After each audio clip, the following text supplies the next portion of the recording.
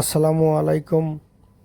চলে আসি সিলেট শাহজালালের মাজারে।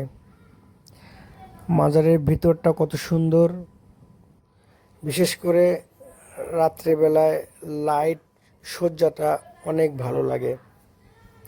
আর এই মাজারে দেশের বিভিন্ন স্থান থেকে লোকজন চলে আসে মাজারটা দেখার জন্য। এখন আমি হেঁটে যাচ্ছি মাছ দেখার জন্য। এই মাজারে শুনেছি অনেক মাছ নাকি কিনারায় এসে খেলা করে এবং অনেক সুন্দর সুন্দর মাছ নাকি এ জায়গায় অনেক বছর ধরে এই পানির ভিতরে বেড়ে উঠেছে। দেখেন কত সুন্দর একটা মাছ। এখন মাছটার নামটা আমি বলতে পারতেছি না, কিন্তু মাছটা অনেক সুন্দর। হালকা হালকা বৃষ্টি হচ্ছে, আর এই বৃষ্টির ভিতরে মাছ দেখেন পানিতে ভেসে বেড়াচ্ছে। আর মাজারের চারিপাশটা এত সুন্দর করে সংস্কার করা হয়েছে, যা দেখলে চোখ জুড়িয়ে যায়। এটা হলো দান বাক্সের কলসি। এই কলসিতে ভক্ত অনুরাগীরা এসে দান করেন এবং এই দানের টাকা দিয়েই এখানকার যারা ভক্ত অনুরাগী এসে থাকে তাদের খাওয়ার ব্যবস্থা করা হয়।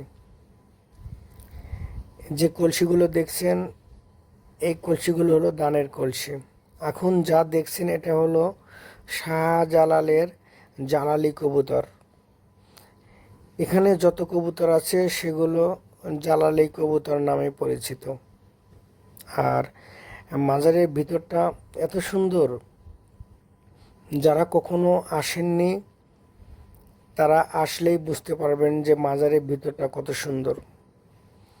এখানে দেশের বিভিন্ন স্থান থেকে, বিভিন্ন জায়গা থেকে এই শাহজালাল মাজার দেখার জন্য তারা ছুটে চলে আসেন এবং এসে তাদের মনের আশা আকাঙ্ক্ষা এই জায়গায় প্রকাশ করেন। এটা হলো কবরস্থান। আর আগের মতো আর কবরস্থান উন্মুক্ত করে রাখা হয় না। এই কবরস্থান রাত হলেই এই গেটে তালাবদ্ধ করে দেয়। দেখেন মাছকে খাদ্য দিল,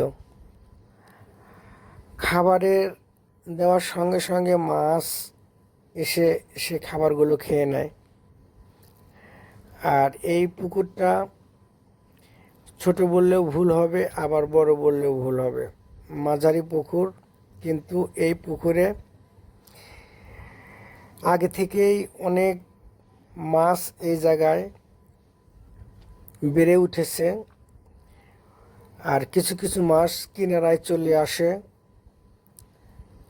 জানি না এই মাছগুলোর বয়স কতদিন, তবে অনেক প্রাচীন এই মাছগুলো, মানে অনেক বছর ধরে এই জায়গায় এই মাছগুলো বেড়ে উঠেছে।